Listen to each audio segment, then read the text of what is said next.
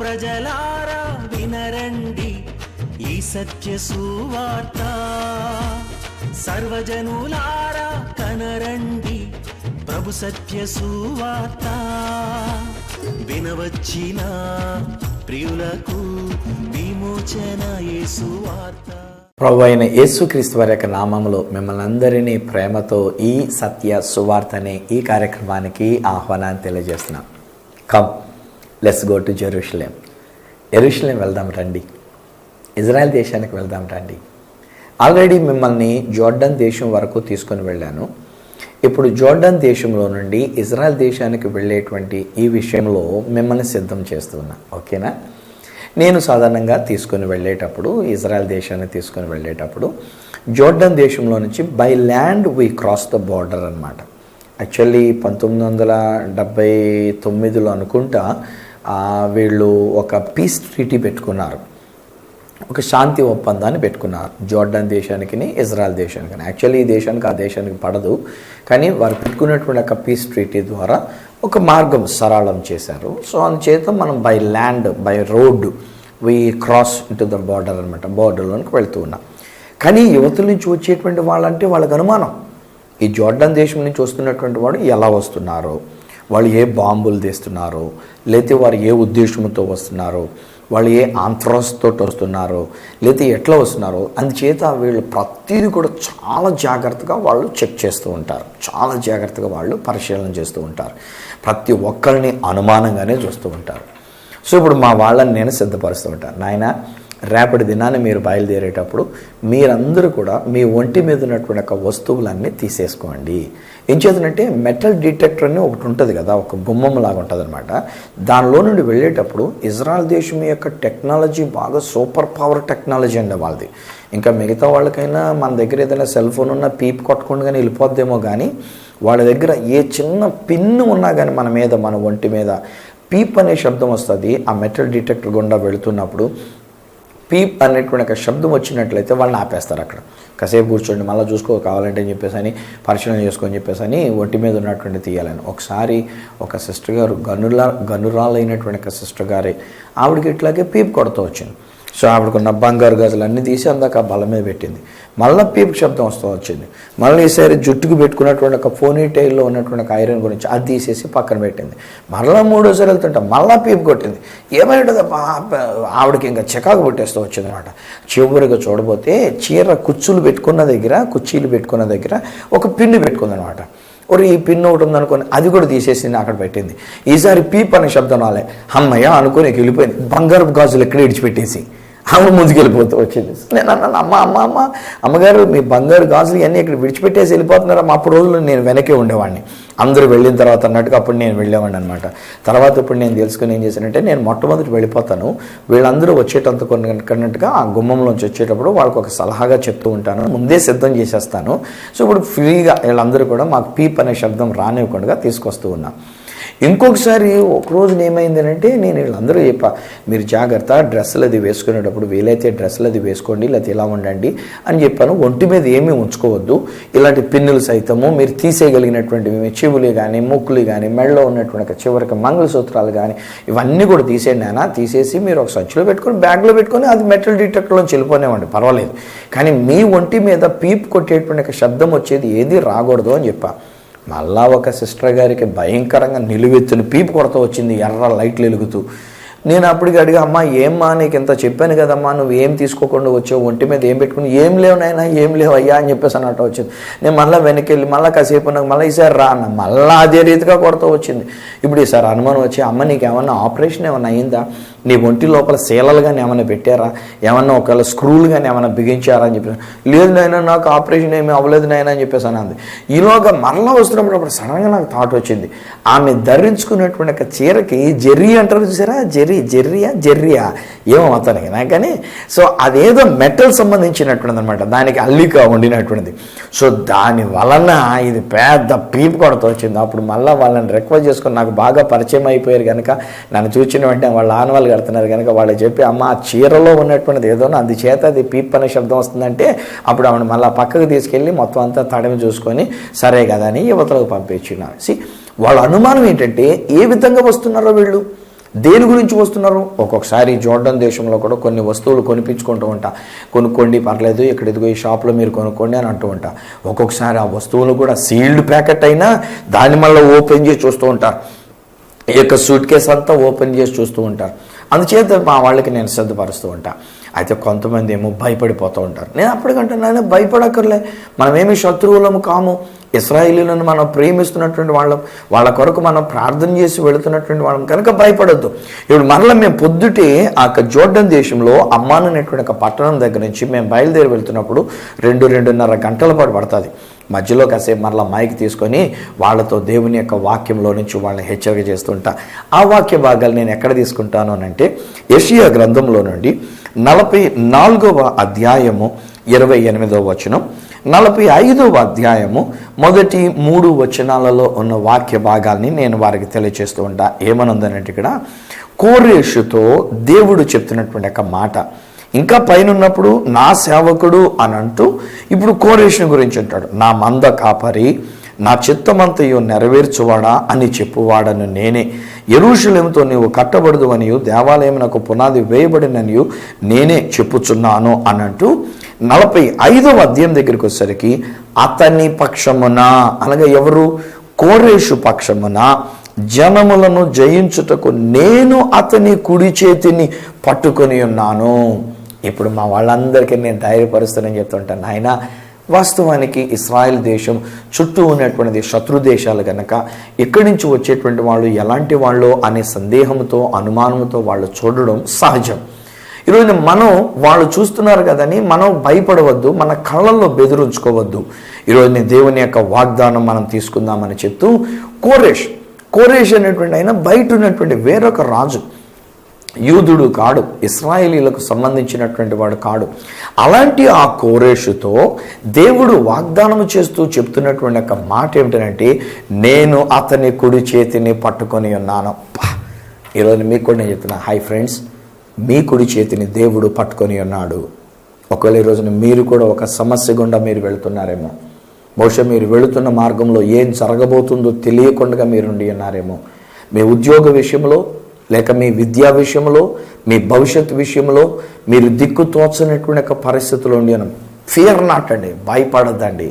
ఈరోజు నేను దేవుని యొక్క వాక్యంలో నిండినటువంటి ఒక హెచ్చరికగా ఈ మాట నేను చెప్తున్నా, ఒక వాగ్దానంగా ఈ మాట నేను చెప్తున్నా. ఆఫ్టర్ ఆల్ బయట ఎవరు ఉండినటువంటి ఆ రాజు విషయం దేవుడు వాగ్దానం చేసి అతని కుడి చేతిని పట్టుకున్నానని చెప్పినప్పుడు ఈరోజున మీ కుడి చేతిని ఆయన పట్టుకొని లేదా? నేను గతంలో చెప్పినప్పుడు మీ అందున్న క్రీస్తు అని ఒక అంశాన్ని కూడా నేను మీతో పంచుకొని ఉన్నా. ఆయన మనతో ఉంటూ ఉన్నప్పుడు ఇమ్మానుయేలు దేవుడుగా ఆయన మనతో ఉండి ఉన్నాడు. మనతో ఉండడానికే ఆయన ఈ లోకంలోనికి వచ్చినాడు. ఆయన నాతో ఉండి ఉన్నాడు. ఈరోజు నేను నమ్ముతున్న మాట ఏంటంటే ఆయన నా కుడి చేతిని పట్టుకొని ఉన్నాడు. ఆయన నా కుడి చేయి పట్టుకొని నన్ను నడిపిస్తూ ఉన్నాడు. సో మేము ఇంకా మార్గంలో ఉన్నాము. మేము ఇంకా జోర్డన్ దేశం నుండి ఇజ్రాయెల్ దేశంలోనికి వెళ్ళడానికైనా మార్గంలో ఉన్నాము. యోర్దాన్ నదిని దాటి అవతల బార్డర్లోనికి మేము వెళ్ళడానికి సిద్ధంగా ఉండి ఉన్నాం. ఈలోగా నేను వెళ్ళి చెప్తాను, ఆయనలారా ధైర్యం తెచ్చుకోనండి, ఆయన మీ కుడి చేతిని పట్టుకొని ఆయన నడిపిస్తున్నాడు. కలవరపడొద్దు. ఒకవేళ ఇప్పటికే ఆగిపోవాల్సినటువంటి వాళ్ళు ఎవరో ఆగిపోయి ఉన్నారేమో, రిజెక్టెడ్ అయినటువంటి వాళ్ళు ఎవరో రిజెక్ట్ చేయబడి ఉన్నారేమో, వీసా ఇవ్వబడకుండా రిజెక్ట్ చేయబడి ఉన్నారేమో. ఒకవేళ కొంతమంది డబ్బున్నా రాలేకపోయి ఉన్నారు, కొంతమంది ఆరోగ్యం ఉన్నా రాలేకపోయి ఉన్నారేమో. కానీ మిమ్మల్ని దేవుడు జోర్డన్ దేశం వరకు తీసుకుని వచ్చిన దేవుడు ఈ జోర్డన్ దేశంలో నుండి మనం ఇజ్రాయెల్ దేశంలోనికి వెళుతుండగా ఆయన చెప్తున్న మాట ఏంటంటే ఆయన మీ కుడి చేతిని పట్టుకొని ఆయన తీసుకొని వెళ్తున్నాడు. ఆ తర్వాత ఉన్నటువంటి ఒక వాగ్దానాన్ని నేను చూసినప్పుడు అక్కడ ఎలాగని అంటున్నాడు, నేను రాజుల నడికట్లను విప్పెదను, ద్వారములు అతని ఎదుట వేయబడకుండా తలుపులు తీసేదను అని యెహోవా తాను అభిషేకించిన కోరేషును గురించి సెలవిచ్చుచున్నాడు. నేను ఇనుప గడియలు తీస్తూ ఉన్నా, నేను అక్కడ తలుపులు తెరుస్తున్నాను అని చెప్పి అభిషేకించిన. ఒకవేళ మీరు గనక మునుపటి దినాల్లో నా మాటలు విని ఉంటే జోర్డాన్ దేశంలో నేను చెప్పినటువంటి ఒక మాటలు ఏంటంటే 2 ఆత్మాభిషేకము దేవుడు మనకిచ్చినాడు. నేను నాతో వచ్చిన వాళ్ళందరితో చెప్తాను, మీరే ఎలీషాలై ఉన్నారు. సువార్త రాజు గారి కంటే 2 ఆత్మాభిషేకాన్ని కలిగినటువంటి వారు మీరు. దేవుని ఆత్మాభిషేకం మీ మీద ఉండి ఉన్నది. ఈరోజు మీరు అభిషేకింపబడిన వారు. హై ఫ్రెండ్స్, మీకు కూడా నేను చెప్తున్నా, ఒకవేళ మీరు ఇజ్రాయెల్ దేశం రాలే, మీరు జోర్డాన్ దేశంలోకి రాలేదు, మీరు ఇజ్రాయెల్ దేశంలోనికి బోర్డర్ దాటి వెళ్ళడానికి ఇప్పుడు నాతో పాటు బస్సులో ఉన్న వాళ్ళ కారు, మీరు ఇప్పుడు మీ ఇంట్లో ఉన్నారు వాస్తవానికి. కానీ నేను చెప్తున్న మాట ఏంటంటే, దేవుడు మిమ్మల్ని అభిషేకించినాడు. దేవుడు మిమ్మల్ని ఒక కోరేషిగా మాట్లాడుతున్నాడు. దేవుడు మీ కుడి చేతిని ఆయన పట్టుకొని ఉన్నాడు. ఆయన మీ కొరకు తలుపులు తీస్తున్నానని చెప్తూ అంటున్నాను కదా. తాను అభిషేకించిన కోరేషు విషయంలో ఈ మాట అంటున్నాడు. మీరు అభిషేకించబడిన వారండి. ఈరోజు నేను చెప్తున్నా, డోంట్ బిలీవ్ ద ఫాల్స్ లైస్. అబద్ధాన్ని వాటిని మీరు చూడొద్దు, వాటిని మీరు నమ్మొద్దు, వాస్తవాన్ని కూడా మీరు నమ్మొద్దు. ఒకవేళ మీ మీద పెంతుకోస్తూ అనుభవం కలిగినటువంటి వారికి వచ్చిన ఆ అనుభవం వంటి విషయం నాకు రాలేదు కనుక నేను కింద పడి దొరలలేదు, నేను భాషలో మాట్లాడలేదు, నేను భావోద్రేకాలతో నేను లేకపోయినా అనుకొని పరిశుద్ధాత్మ నా మీద లేదని మీరు అనొద్దు. ఈరోజు నేను చెప్తున్న మాట ఏంటంటే, సర్వ శరీరుల మీద దేవుడు తన ఆత్మను కుమ్మరిస్తున్నాడు. మీరు శరీరంలో ఉన్నారు, మీ మీద ఆత్మాభిషేకం ఉండి ఉన్నది. మీరు సింపుల్గా అడిగారు, మనం మన పిల్లలకి చెడ్డవాళ్ళమైంది మన పిల్లలకి మంచి ఇవ్వాలని ఎరిగేట్టుగా పరలోకమందున్న తండ్రి తన అడుగు వారికి మరెంతో నిశ్చయముగా పరిశుద్ధాత్మనిస్తానన్నప్పుడు మీరు అడిగిన చిన్న ప్రార్థన ఆ దుప్పటి దేవుడు మీకు ఇచ్చినాడు. మనం చేయాల్సింది ఏంటంటే ఆ దుప్పటి తీసుకొని మేదేసుకొని దేవానికి స్తోత్రం అనుకొని ముందుకు సాగటమే. ఇప్పుడు అభిషేకించబడినటువంటి ఒక కోరేషు వల్లే ఇప్పుడు దేవుడు మనకు వాగ్దానం చేస్తున్న మాట ఏమన్నాడంటే, నేను నీ కుడి చేతిని పట్టుకొని ఉన్నా, నేను నీ కొరకు తలుపులు తీస్తున్నా. ఇంకా కింద వచనంలోనికి వెళ్ళినప్పుడు ఏమంటాడంటే, ఆయన ఎవరునూ వేయకుండా మన కొరకు తలుపులు తెరచినటువంటి దేవుడు. హల్లెలూయా. ఇప్పుడు నేను అనుకుంటాను స్నేహితులారా, ఇప్పుడు మనం బయటికి వెళ్తేనండి, బయట దేశాలకు వెళితే సాధారణంగా పెద్ద పెద్ద దుకాణాలకు వెళ్తుంటే, లేకపోతే విమానాశ్రయాలకు వాటికి వెళ్తుంటే అక్కడ ఉండే విషయాలు ఎలా ఉంటాయంటే, తలుపులు వాటంతటమే తెరుచుకుంటాయి. మనం అక్కడికి వెళ్ళేసరికి ఏంటది, సెన్సార్. తలుపులకి పైన ఒక సెన్సార్ పెడతారు, చల్లదనం ఉండడం కొరకు అన్నట్టుగా తలుపులు వాటంతటే మూసుకుపోవడానికి గ్లాస్ డోర్ మూసుకుపోయి ఉంటుంది. మనం ఎప్పుడైతే దగ్గరికి వెళ్తామో ఆ సెన్సార్ చూసిన వెంటనే దాని అంతటా అదే తలుపులు తెరుచుకుంటుంది. అప్పుడు నేను అనుకుంటా, ఒరే ఇంత సెన్సార్ తయారు చేసి మనం వచ్చేసరికి తలుపులు తీయబడేటటువంటి రీతిగా ఇలా తెరుస్తూ ఉన్నప్పుడు, ఈవెన్ ఆ ఇజ్రాయెల్ బార్డర్లోకి వెళ్ళినప్పుడు కూడా అంతేనండి, ఆ తలుపులు మూసేసుకుని ఉంటాయి. ఎందుకంటే లోపల వేసి బయటికి పోకుండా, బయట ఉన్న ఎండ లోపలికి రాకుండా తలుపులు ఎప్పుడు మూసుకొని ఉంటాయి. కానీ నేను మామూలు చెప్తాను, రండి నైనా నాతో పాటు రండి అని చెప్పేసి నేను ముందు నడుస్తుంటే నేను సరిగ్గా తలుపుల దగ్గరికి వేసరికి అమాంతంగా తలుపులు తెచ్చుకుంటాయి. మళ్ళీ అవతల పక్క బయటకు వెళ్ళేటప్పుడు అమాంతంగా తలుపులు తెచ్చుకుంటూ ఉంటాయి. వాటంతటా తలుపులు తెచ్చుకుంటూ ఉంటాయి మనం వెళ్ళిన తర్వాత తలుపులు మూయబడ్డానికి. అప్పుడు నేను అనుకుంటా, సెన్సార్ ఉన్నటువంటి దీనికే తలుపులు ఎలా తెరుచుకోగలిగినప్పుడు నా కుడి చేతిని పట్టుకొని నా ముందర నడుస్తున్నటువంటిది నా దేవుడని యెహోవా. హల్లెలూయా. రే అమ్మా, మీకు అదే చెప్తున్నానమ్మా, ధైర్యం తెచ్చుకోండి రా మీరు కూడాను. Don't worry. ఏమవుతుందో తెలియదండి పాస్టర్ గారు, భవిష్యత్తు గురించి భయం వేస్తుంది పాస్టర్ గారు, నా పెళ్ళైన తర్వాత ఎలా ఉంటుందో తెలియదండి పాస్టర్ గారు, ఈ ఉద్యోగంలోకి వెళ్ళిన తర్వాత ఎలా ఉంటుందో తెలియదు పాస్టర్ గారు, ట్రాన్స్ఫర్ అయ్యాను, కొత్త ప్రదేశంలోకి నేను వెళ్ళాను, అక్కడ ఎలాంటి మనుషులు ఉంటారో తెలియదు పాస్టర్. Don't worry, చింతించొద్దు. నేను మీతో చెప్తున్న మాట, మీ కుడి చేతిని దేవుడు పట్టుకొని ఉన్నాడు. నేను ప్రకటిస్తున్న నా దేవుడని యెహోవా నా ప్రభువు, ఆయన మీ కుడి చేతిని పట్టుకొని ఉన్నాడు. ఆయన తన ఆలోచన చొప్పున మిమ్మల్ని నడిపిస్తూ తీసుకొని వెళ్తున్నాడు. ఆయన చెప్తున్న మాట ఏంటంటే, ఆయన మీ ముందర నడుస్తున్నాడు కనుక తలుపులు వాటంతటవే తెరవబడుతున్నాయి. ఇజ్రాయెల్ దేశానికి వెళ్ళేటప్పుడు మాకు జరిగేటువంటి విషయం ఏంటంటే, జోర్డాన్ వైపున ఎగ్జిట్ కొట్టించుకోవాలి, స్టాంపు దాటేశారు అనిపించుకోవడానికి. దాటేసిన తర్వాత యోర్దాను నదిని మేము దాటుతాం. యోర్దాన్ నదిని దాటుతున్నప్పుడు మామూలు చెప్తాను, నాయనలారా యోర్దాన్ నది దాటుతున్నారంటే మీరు ఇజ్రాయెల్ దేశంలోనికి అడుగు పెట్టేసినట్టే, అందరూ కేరెతలు గట్టిగా చప్పలు కొట్టండి అని అంటే మన వాళ్ళందరూ హుషారుగా చప్పలు కొడతారు.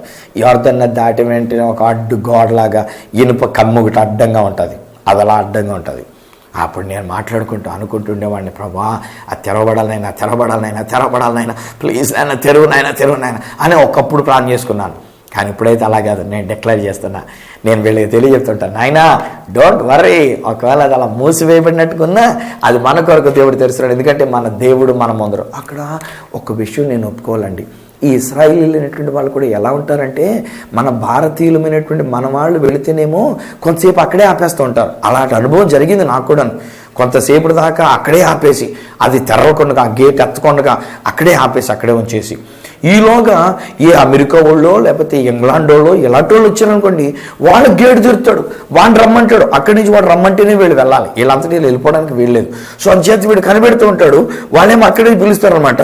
పిలిస్తే అమెరికా వాడు ముందు వెళ్ళిపోతాడు, మాకంటే ముందు, మా వెనకాల వచ్చినాడు వెళ్ళిపోతూ ఉంటాడు, ఇంగ్లాండ్ నుంచి వచ్చినాడు వెళ్ళిపోతాడు. వాడికి రెడ్ కార్పెట్ వెల్కమ్, వాళ్ళకి వీసా కూడా తీసుకోవాల్సిన పనిలే. మనకైతేనే ఇండియన్స్కి అయితేనే వీసాలు అనేటువంటి అనేటువంటి తీసుకొని ఆ వీసా కలిగినటువంటి దాన్ని బట్టి మనం అక్కడికి వెళ్ళటం అనేటువంటిదిగా జరుగుతున్నటువంటి. సో ఒక్కొక్కసారి నాకు బాధ ఎదురే, వీళ్ళని ప్రేమించి వీళ్ళ కొరకు ప్రార్థన చేయడానికి వస్తానంటే మాకు ఇలా ఉన్నాయి. ఈలోగా ఈ వాగ్దానం చదువుకున్న తర్వాత నాతో వచ్చే బిడ్డలందరూ చెప్తారు, డోంట్ వరీ, చూస్తూ ఉండండి, అలాగనే మీరు ఆ తలుపు అదే తెరుచుకుంటుంది. యోర్దాను నదిలో దాటుతామండి, ఒక్క క్షణమేనండి, ఒక్కొక్కసారి ఆ క్షణం కూడా ఉండవండి. ఈలోగా అవతల నుంచి వాడు చూచి మా కొరకు ఆ బటన్ నొక్కుతాడు, తలుపు అలా తెరుచుకుంటుంది. మా వాళ్ళని చెప్తాను, ఆయన ఆ చప్పలు కొట్టేటప్పుడు, ఎందుకంటే దేవుడు మన కుడి చేతిని పట్టుకొని ఉన్నాడు. ఆయన మన కొరకు తలుపులు ఇనుప గడియలను ఆయన తెరుస్తూ ఉన్నాడు. హల్లెలూయా.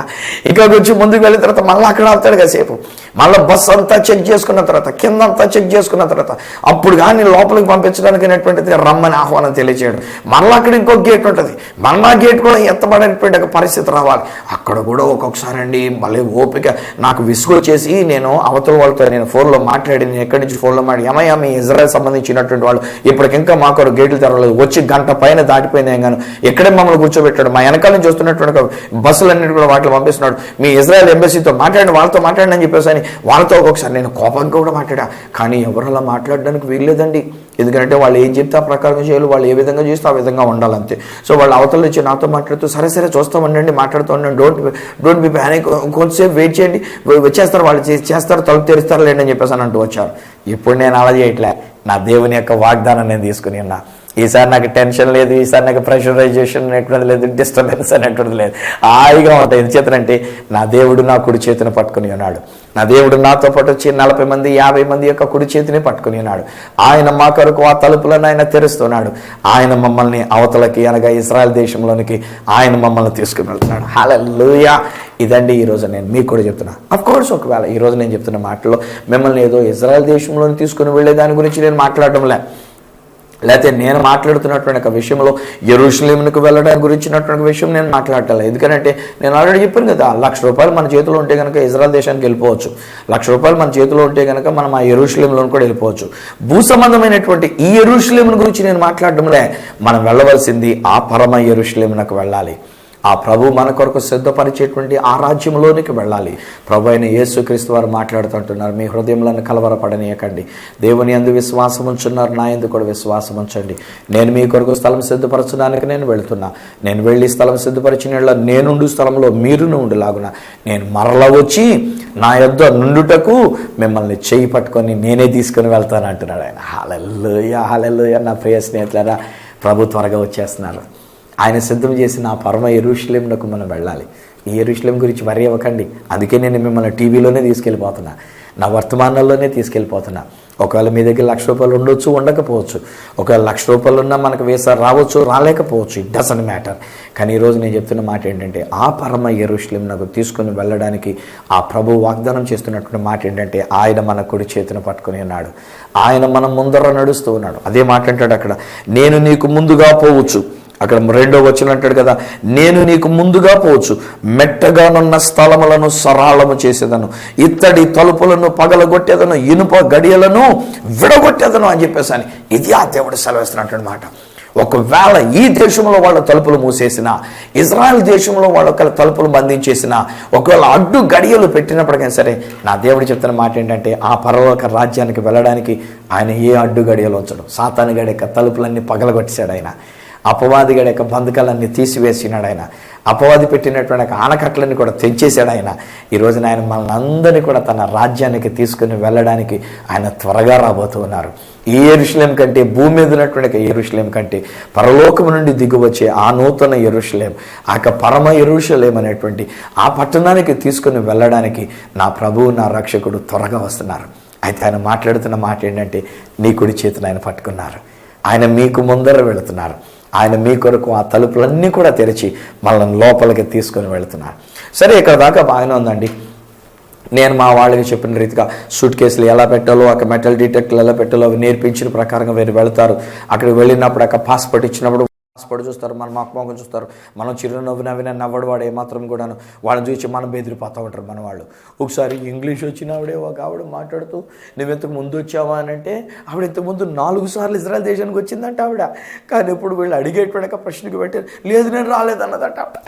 నేను అన్న, అమ్మా ఎందుకలా కంగారు పడతావే బాబు, నువ్వు ఇంత ఇంగ్లీష్ వచ్చిన దానివి, ఇంగ్లీష్లో వాళ్ళు అడిగినటువంటి ప్రశ్నకి ఎందుకలా కలవర పడతావు, బెదిరనేది ఉండొద్దు అని అంటాను నేను. భయం అనేటువంటిది పెట్టుకోవద్దని అంటాను నేను. ప్రభు మీ కుడి చేతిని పట్టుకుని ఉన్నాడమ్మా. మనం వీళ్ళని ప్రేమించి మనం వస్తున్నాం కదా, ఎందుకు నువ్వు వాళ్ళ కళ్ళంటే నీళ్లు కూడా వచ్చేసినాయండి. ఆ తర్వాత నా దగ్గరకు వచ్చి అమ్మ కళ్ళనీళ్ళు పెట్టుకుంటుంటే నేను చెప్పా, అమ్మ రే కన్నీళ్ళు పెట్టుకోకే బాబా, ఊరికమ్మా ఏం కానీ ఆల్రెడీ దాటేసేసావు కదా, ఇప్పుడు మనం దాటేసావు కదా, ఇప్పుడు ఆల్రెడీ సెక్యూరిటీ దాటేసాం కదా, ఇప్పుడు నీకు ఎలాగ స్టాంప్ పడిపోద్ది, డోంట్ వరీ అని అంటే ఆవిడకి స్టాంప్ కూడా పడిన తర్వాత అప్పుడండి అది ఆనంద బాష్పాలుగా ఆమె కన్నీరు కాల్చడం మొదలుపెట్టింది. ధైర్యపరిచి పంపించాం. ఈరోజు నా దేవుడు మాట్లాడుతున్నటువంటి మాట, ఆయన మన కుడి చేతిలో పట్టుకున్నాడు, ఆయన మనకు ముందర నడుస్తున్నాడు, ఆయన మన కొరకు తలుపులు తెరిచాడు. ఏమండి తెరుస్తాడు అని నేను చెప్పలే, ఏమండి ఆయన మనల్ని పట్టుకుంటాడు అని చెప్పలే, ఆల్రెడీ పట్టుకున్నాడు. మీతో నేను మాట్లాడుతున్నా. ఇప్పుడు మనం ఇజ్రాయెల్ దేశానికి భూభాగానికి అక్కడికి వెళ్ళినటువంటి వాళ్ళం కాము, ఇక్కడే ఉండి ఉన్నాం, మన ఇంట్లోనే ఉండి ఉన్నాం, మన ఇంట్లోనే టీవీలో ఈ కార్యక్రమాన్ని మనం చూస్తున్నాం. కానీ నేను చెప్తున్న మాట ఏంటంటే ఆ పరమ యెరూషలేమునకు తీసుకుని వెళ్ళడానికి దేవుడు నీ కుడి చేతిని పట్టుకున్నాడు.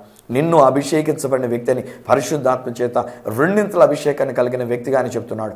నీ కొరకు ఆయన నీకు ముందర నడుస్తున్నాడు. నీ మెట్టగానున్న స్థలములన్నింటినీ కూడా, నీ ఎత్తు పొలాలన్నింటినీ కూడా ఆయన చదును చేస్తున్నాడు. ఆయన ఎత్తడి గడియలను, ఇనుప గడియలను విర్రగొట్టి నీ కొరకు తలుపు తెరిచినాడు. ఎందుకో తెలుసా అండి, ఆ తర్వాత మాట చదువుకుందాం. చూడండి, చక్కని మాట అక్కడ చెప్తున్నటువంటిది. పేరు పెట్టి నిన్ను పిలిచిన ఇశ్రాయేలు దేవుడినైన యెహోవాను నేనే అని నీవు తెలుసుకున్నట్లు అంధకార స్థలములలో ఉంచబడిన నిధులను, రహస్య స్థలములలోని మరుగైన ధనమును నీకిచ్చేతను అని చెప్పేసి దేవుడు మాట్లాడుతున్నాడు. ఇక్కడ కూడా ఒక చిన్న పొరపాటు విషయం అనేటువంటిది మనం అర్థం చేసుకోవాలి.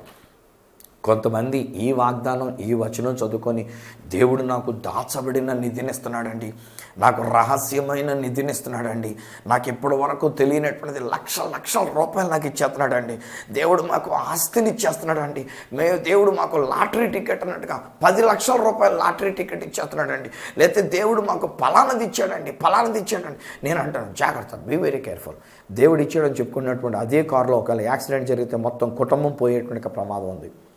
దేవుడు మా కొరకు తలుపులు తెచ్చాడని చెప్పి అమెరికాకు, ఆస్ట్రేలియాకి వెళ్తే అక్కడికి వెళ్ళిన తర్వాత తుపాకీ గుళ్ళు గుర్రైపోయి చచ్చిపోయినటువంటి విషయాలు కూడా ఎన్నో విషయాలు వింటూ ఉన్నాను ఈ రోజుని. సో ఈరోజు దేవుడు చేసాడని అనొద్దు. నిజంగా దేవుడు నడిపించేటప్పుడు మన దేవునికి మహిమార్థంగా మనం సాగిపోదాం. నేను కాదనట్లేదు, అమెరికాకి వెళ్ళడం నేను తప్పనట్లే, లేకపోతే దాన్ని నేను వేరేగా అనట్లే, లేక ఆస్ట్రేలియాకి వెళ్ళొద్దు అని చెప్పేసి నేను అనట్లే, లేక ఇతర దేశాలకు వెళ్ళొద్దని నేను అనట్లే. ఒకవేళ ఎక్కడికి దేవుడు నడిపిస్తే అక్కడికి మనం వెళదాం. కానీ ఒక్కొక్కసారి మనం ఏం చేస్తామంటే మన స్వార్థానికి మన వాక్యాన్ని ఉపయోగించేసుకుంటూ ఉన్నాం, మన స్వార్థముతో మనం దాన్ని చెప్పుకుంటూ ఉన్నాం. సో ఈ దినాన్ని చాలామంది చెప్పుకునేటువంటి విషయం ఏంటంటే దాచబడిన నిధి, దాచబడిన ధనము అని చెప్పేసి ధనము కొరకే వాళ్ళు కోరిక కలిగినటువంటి వారు అంటున్నారు. ఈవెన్ సేవకుల్లో కూడానండి నేను చూస్తున్నప్పుడు చాలా బాధపడుతున్నటువంటి విషయం ఏంటంటే డబ్బు కొరకైనటువంటి సేవ. ఈ ఇంటికి వెళ్తే నాకు ఎంత వస్తుంది, ఈ వ్యక్తిని మనం కాంటాక్ట్ చేస్తే ఎంత ఇస్తారు, వీళ్ళు మనకి ఎంత కానుక పంపిస్తారు, ఈ భారతీయ దేశాలకు మనం ఉత్తరం రాసుకుంటే బయట దేశాలకు మనం ఫోటోలు పంపిస్తే వాళ్ళు మనకి ఎంత పంపిస్తారు.